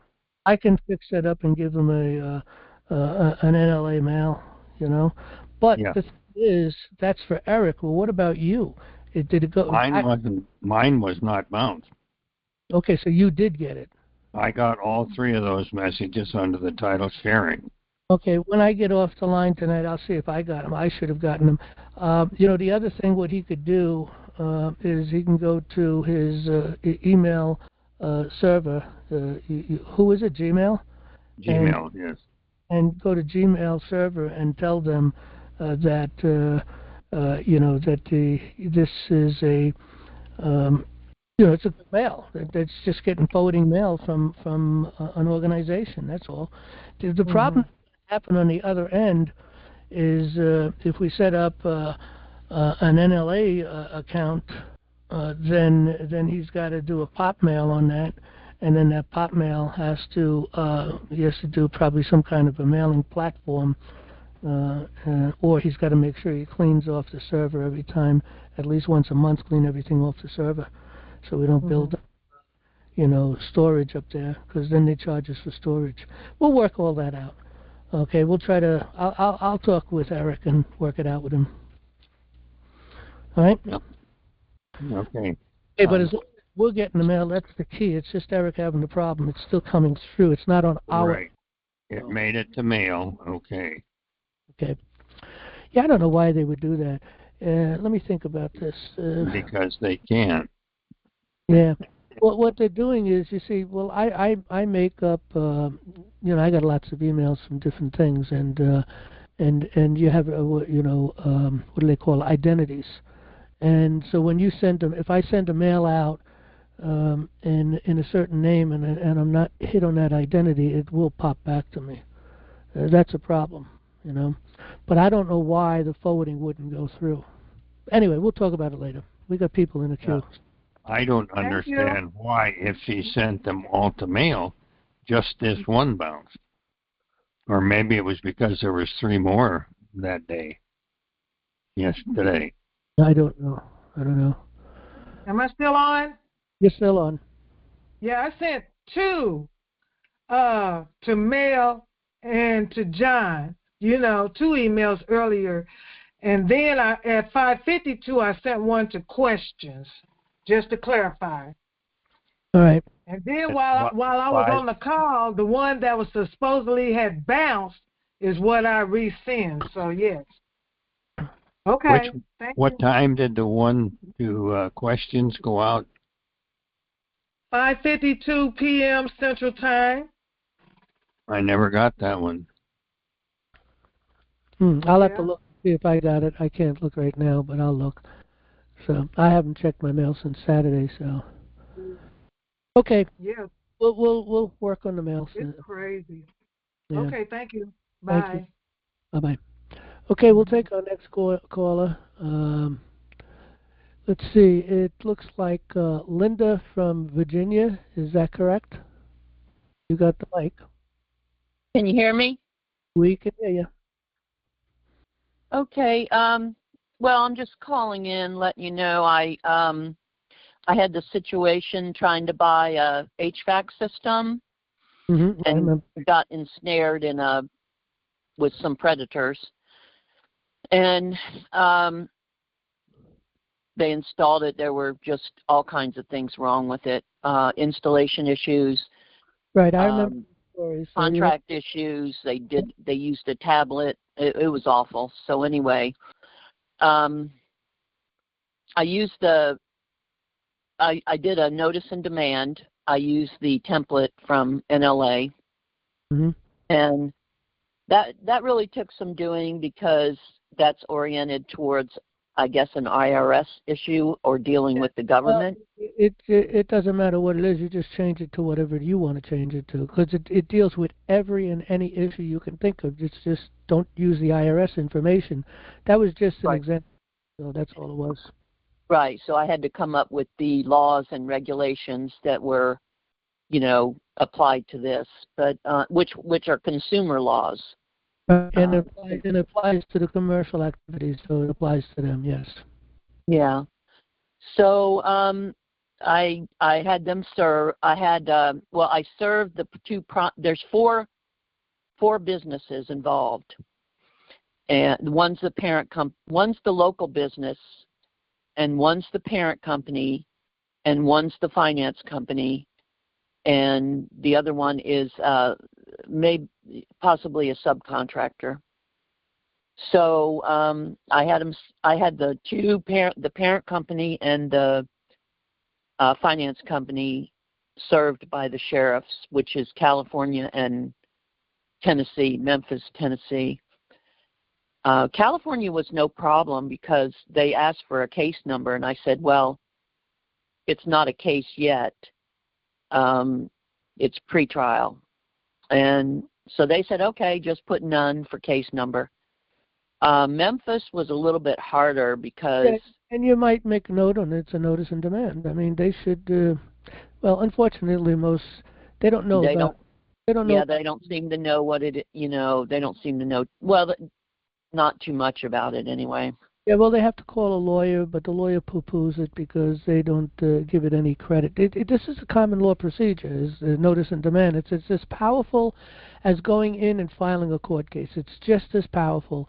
Oh, I had it notarized also. So right, you always have to notarize it. Absolutely. But it was $50 to have it served by the sheriffs. So there's wow. that. Yeah, that much.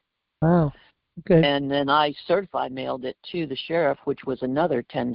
It's pricey, Well, again, yeah, they just hit us for everything they can get anywhere they can get it. It should be sufficient to be able to just do the serving, just having a friend or someone to do the mailing for you and do a certificate of service. But the problem is they always beat that out in court. These lawyers just beat it out every single time. It's so depressing. And how much you apply it as the law states it, and I'm very clear in cases that I've argued, and to the judge that very clear. I've done it exactly as the law laid the law out, showed every step of the way, and they still throw it out as if it hasn't been served correctly. That they never was served. It's just it's evil. That's what they are. They're just evil people. There's no other word. They're protecting this. What I'm dealing with is a private equity firm, which is the finance. I have not heard from the parent company at all. All I've heard from is this private equity finance company. They seem to be running the show. And I've heard, that ties back to Wall Street and the private investors. It goes back to, I told you, fraud, because they got a check and you didn't sign it. So they're protecting Wall Street. That's what they're doing against the people. They're being silent because they're going to think and hope that you're just going to go away.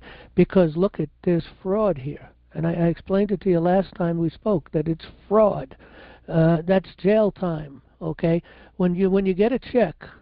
I did mention in the notice demand civil and criminal, actions. Did you make the note that these people have been paid but you didn't sign the check over to them? It's always a two-party check. This is what I did for business. I didn't go into that yet, but if it comes to a court case, then I definitely will. Yeah, because that's fraud. So. Yeah. So anyway. Here's the thing. They installed the system. I canceled it. He showed me a thing that said I had to cancel within a week because 65 and older has to cancel within a week. I canceled within 4 days. Well, 65. How about people who aren't 65 or older? What do they do? I don't know. That statement was in there. It was kind of strange. And anyway, whatever. I canceled it within the time. 7 days is always that what I have always heard is if you're taking money for a loan or anything of that nature, you have 7 days to Well, that's the way it was worded because he showed it to me. So anyway, I canceled in 4. I said I cancel all documents signed, and that was within 4 days. And I said I request the system be removed. Uh-huh. So then it became this whole thing of they kept saying they would remove the system, but they required me to sign a notice and non-disclosure and a hold harmless agreement. Oh, no, don't do any of that. So, I made it clear. I said I'm not signing any more documents at all. And Well, so they did this. But you only signed one, and that was the contract, right? I didn't even sign the contract. He had a tablet. Right, but that was the contract. He gave it to me to sign, but I thought I was signing to get approval for the, you know what I mean? You have to sign to get for them to run your credit report. Okay, well, if he took that one signature and then put it onto a contract, put it onto they copied and pasted it several times because he was showing me different documents, and I saw that it was copy and pasted on all different pages. Yeah, well, but here's the thing, John. When I filed the complaint with the Virginia AG and the CFPB, the BBB, FTC, and all this, they picked up that I put that in there, that they copy and pasted the signature. So what they did was the CFPB required them to send me a copy of the contract because they had never given me a copy of the contract at all. I asked for it, but he never gave it to me. So when they sent the contract to me, they forged my signature. It was like just initials, nothing like my signature. So then they figured out that they couldn't get away with copy and paste in my signature, and then they forged it on the contract. So I've got at least two different contracts where they have either copy and pasted my signature or forged my signature. All right. Well, you know what to do now. Anyway, where it stands is, they haven't. I've read. See, they came out of the solar industry, and I've read a bunch of things there, and some of them say that they attach a UCC1 to your home or to the equipment, or they they record it on against your credit report. That I know of, I've checked, and none of those things have happened. Mm-hmm. And the only thing that's happening is they keep sending me a bill.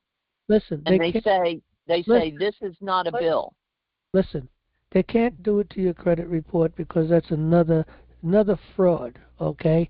And I definitely will go after them if they do. And look at ultimately, when it goes to your credit, all those places that give you your credit status and tell you how bad or good your credit is, whatever they have on there, okay, if it's not court issued, it's unlawful for them to do it. You're going to have them remove it. Just because someone calls up and reports, hey, we got this credit card and they're late all the time and this, that, and the other thing. Well, that doesn't. They're not supposed to. They can't really file that and use that against you. It has to be something that happens through a court for them to put it onto your credit. So now people don't know that, and they do it all day long. And but you can. Well, none of that has happened yet. I'm going to still be checking for it to happen. So anyway, I did the notice and demand, served it. I guess it's served. I haven't got the receipt back yet, but so I'm just gonna wait. Bear in mind though, I got 3 other people in the queue and we got 15 minutes, but go ahead, finish off. So I'm just gonna wait and see what happens, you know. You have to get the return papers that's been filed. Will be a date on it, and you've given them 30 days, so you have to wait till the 30 days expire. Then you have to send the default, and then you have to move that into the court for collection. Now, the court may or may not recognize that as a default. There's no reason why they shouldn't. You see, let me tell you something. The way the process is supposed to work, you could go down to the county building and open up a court case, okay? And it should be 2 different filings. In New York, it's 2 different filings. You file for the index number, okay, which is filing the case to put it into a record and put it into a file. And then there's what's called the RJI, Request for Judicial Intervention. I call it Request for Judicial Interference. But in any event, that's a second filing. That's a different cost. And it shouldn't cost us anything for any of these things. But the thing is this, is the way it's supposed to work is you put your papers into the court filing through the county, and the other side is supposed to answer those papers, and you're supposed to go back and forth and make your arguments. There's no reason to see a judge for anything until the case gets going. And if the case is a case that you're going in for a jury, then the judge has nothing to say about it. Summary judgments are unlawful. And so, again, if you do go in, you're going to want to move for a summary judgment, okay? And if if he refuses the summary judgment, then you also want to make note that I want a trial by jury. Okay, but you have every right to get a summary judgment because it's a default. So a default is acceptable for a summary judgment in a court. Well, you know what's going to happen. You go in there, and then they give them more time, like nothing, like you haven't done anything. You know. Same thing. But anyway, so what I want to say is, after all that, we got 3 other people. We now have 10 minutes left, so I got to get some other.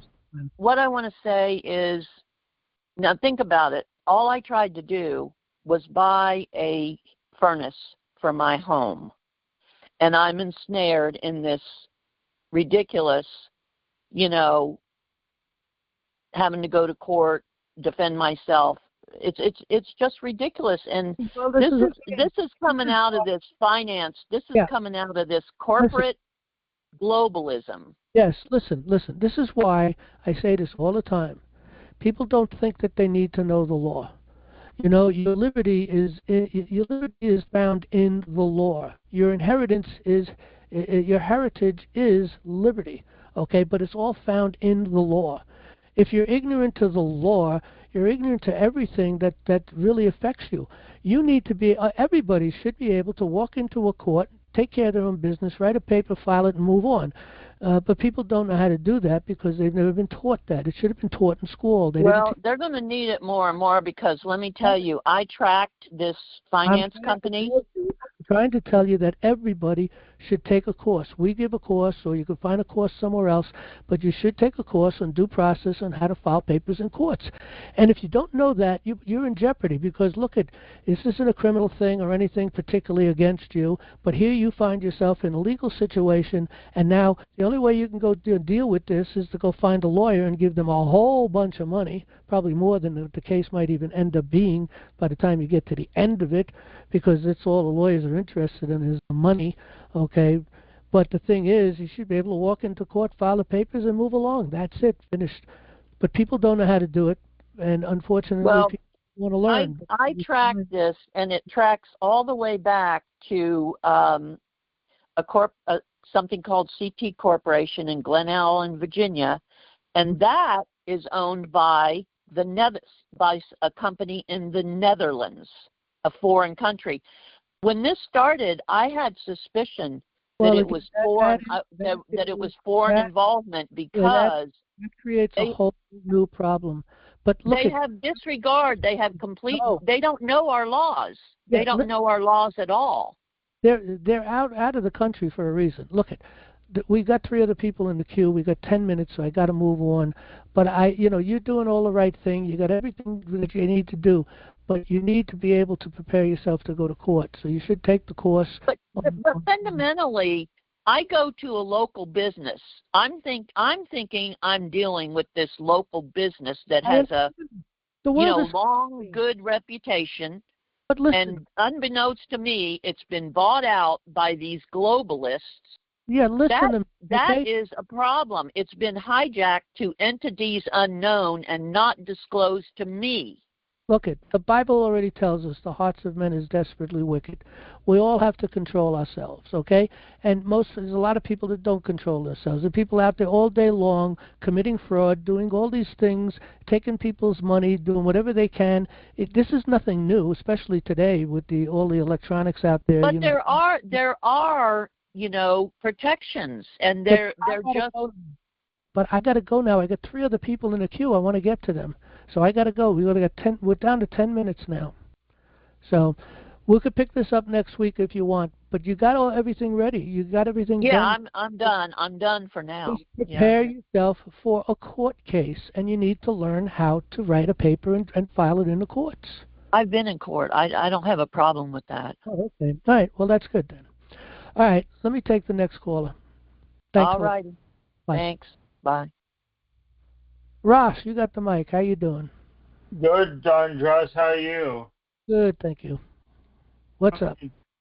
I have actually asked some questions about how to restore, like the committee of the whole House for the House of Representatives we need to have an open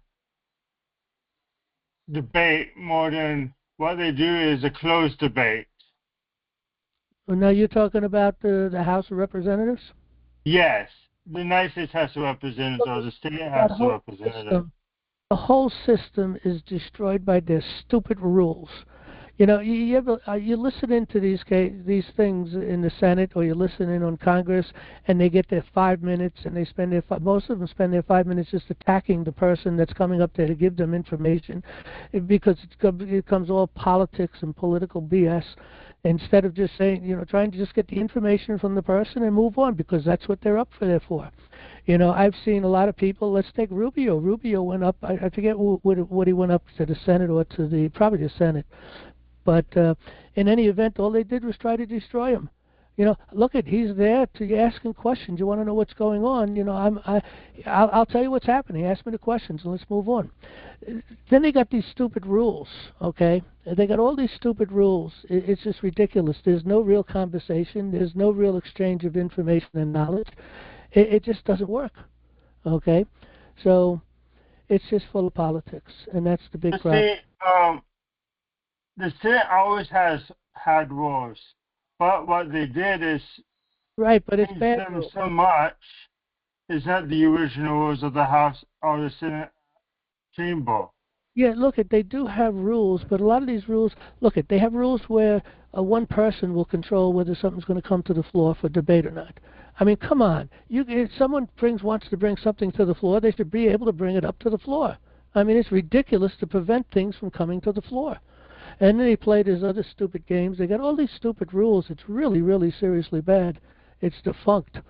But the problem is, maybe the rules wouldn't be all that bad if they were interested in just doing the business of the House and stop playing politics, because all they do is get up there and make speeches and waste their time, because they know that they're on TV and people are watching and they get onto the internet.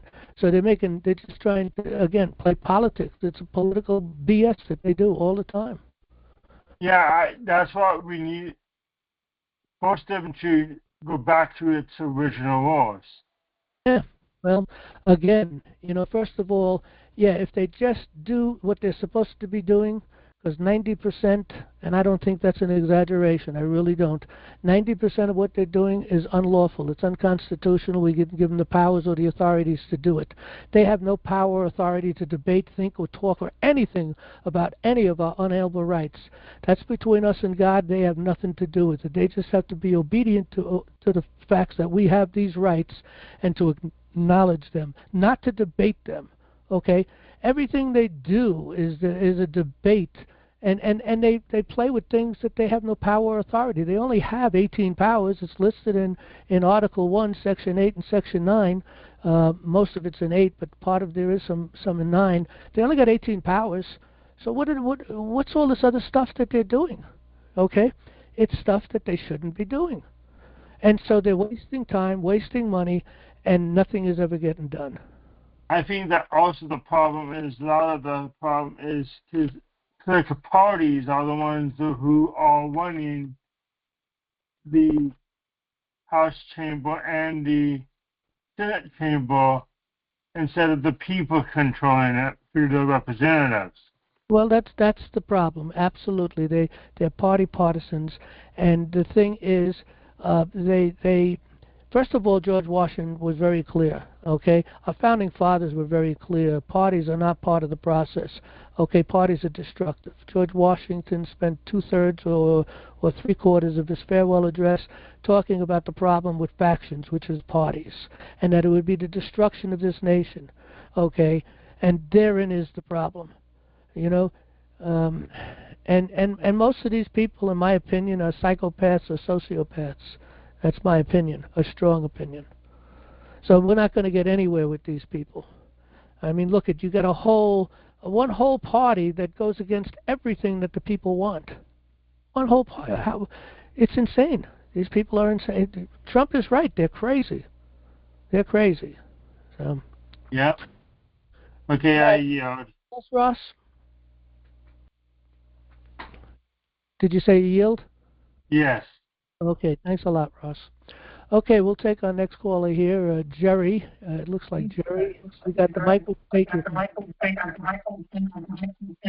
If you'd like to ask a question, please press 1 to add yourself. Your request has been received. To remove yourself from the queue, press *6. Hello. Hello? I don't know what's going on. There's a lot of noise in your background. Go ahead, Jerry. What's your state? If you could silence that noise.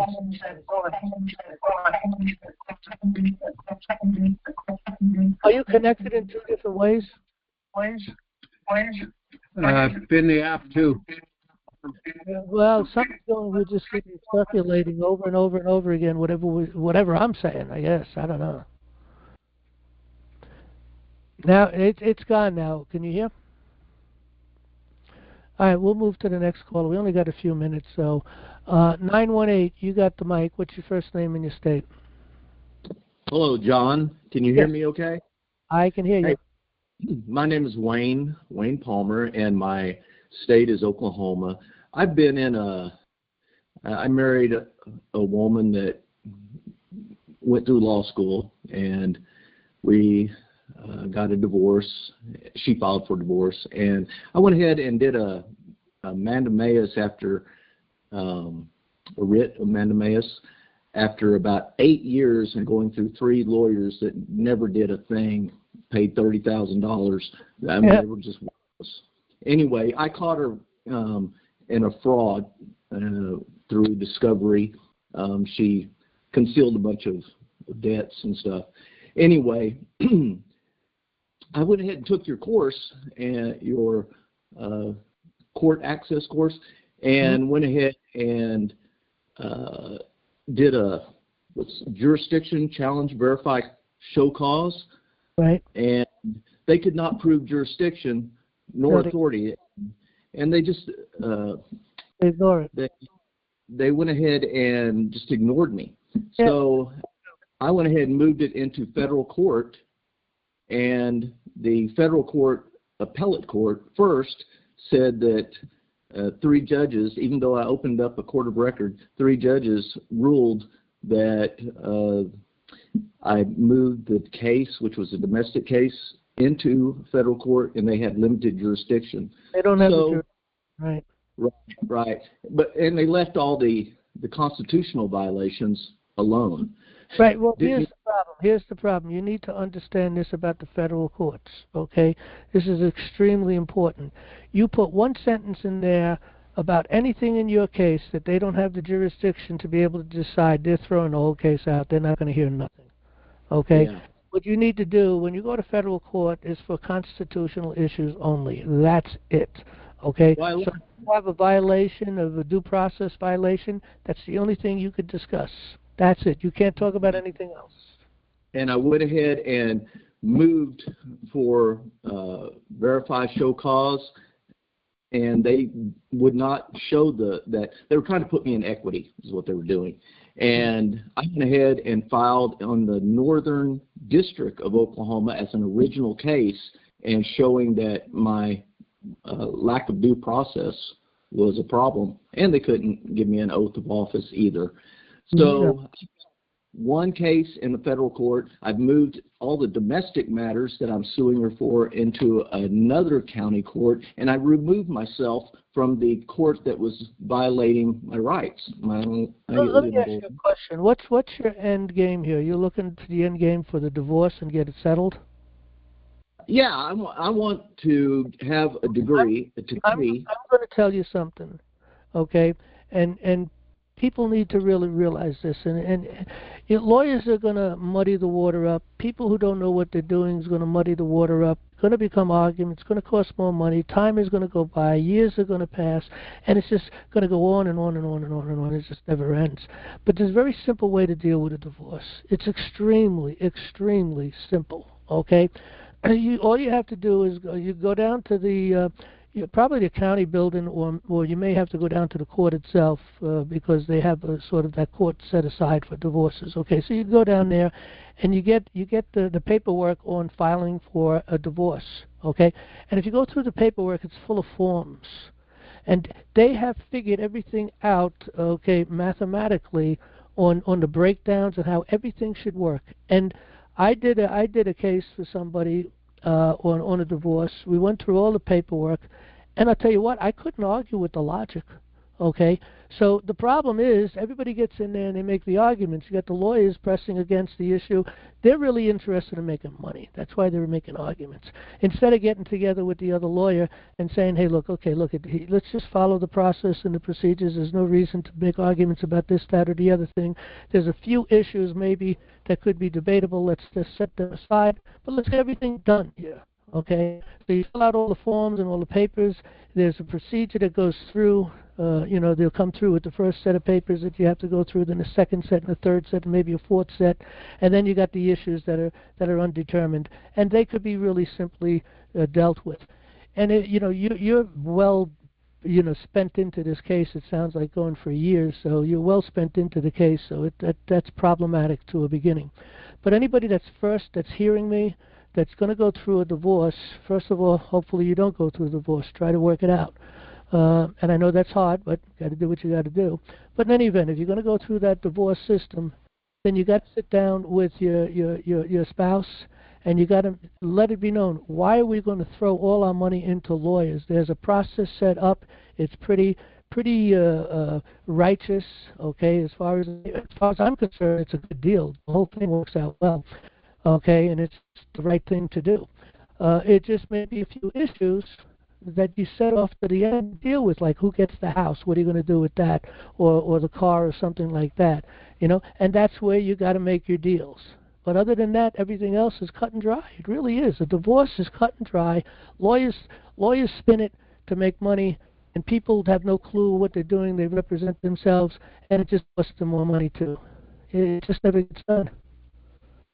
Well, so, I moved for a default judgment due process, and they went ahead and went forward in this court that I removed myself from and did a default judgment themselves, even after I had already removed myself from the court.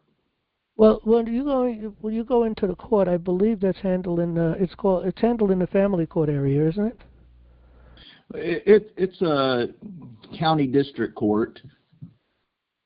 Mm.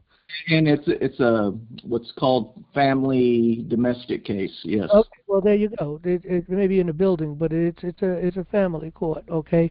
You're right. They don't have they don't give you due process there. You don't have. They can't give you due process. Let's put it that way. But again, in a divorce, there really is.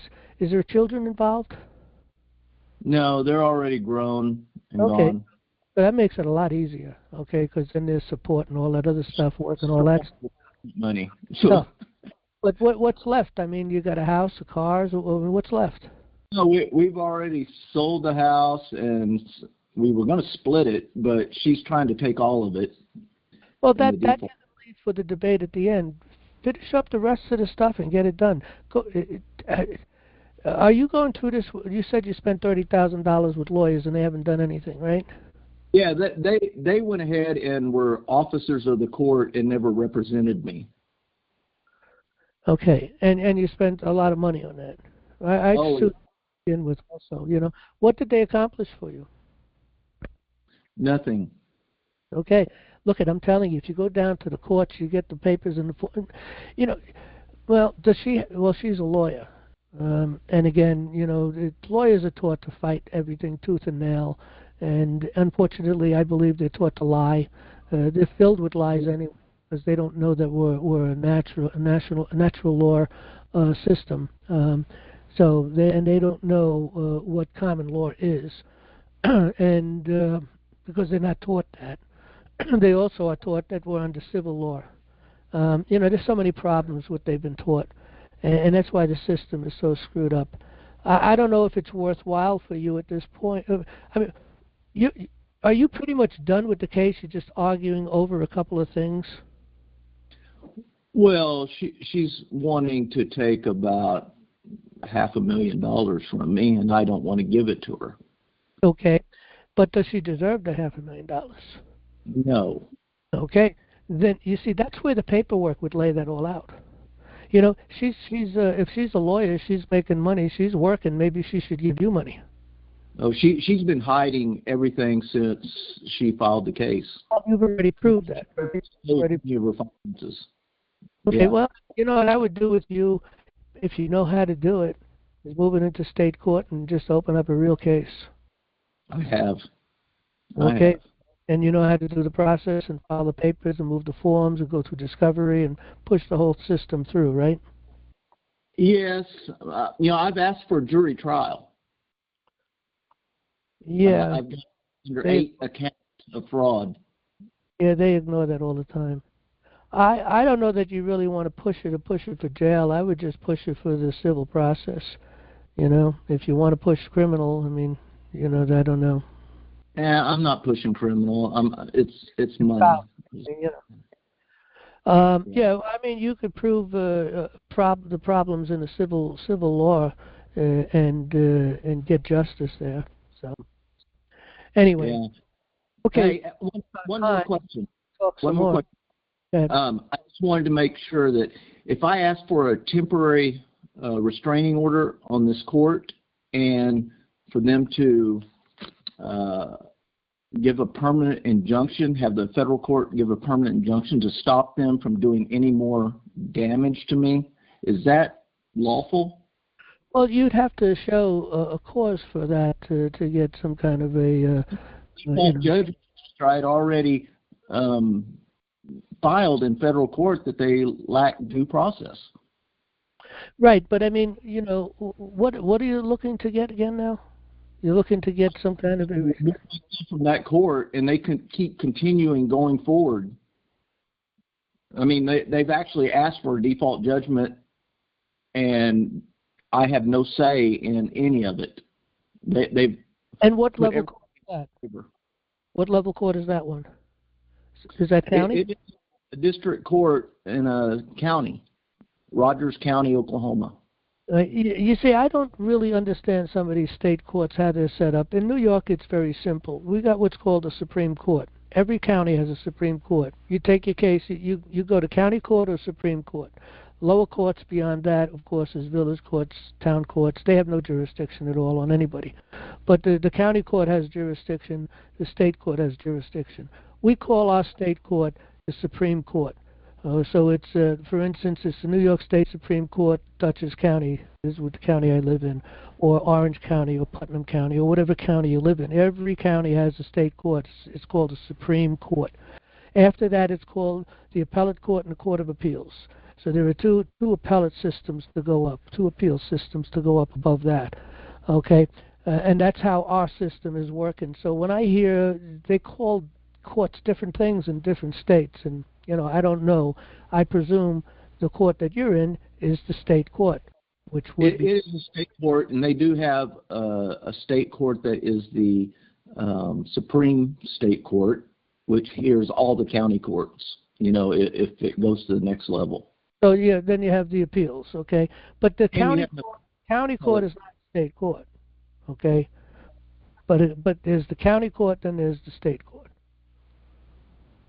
So I don't know, again, what court you're in, but if you should be in the state court, I'd presume. The state court has jurisdiction on almost everything, okay?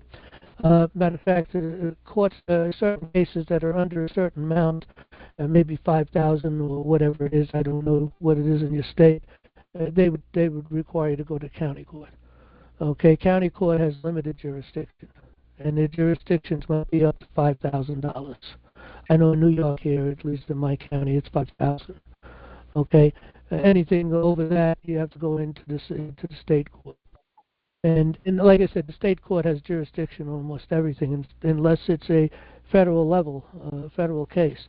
Now, you could have a constitutional issue in a state court, and they can make some decisions on it. But you can always move that into the federal court for the decision making. Well, they've denied me due process. I mean, They all do. This is the problem we have. That's why we're going to the Supreme Court, the United States Supreme Court, because of the subversion. They've taken away our due process. They've given us chancery courts. They've given us civil law courts, which are chancery courts.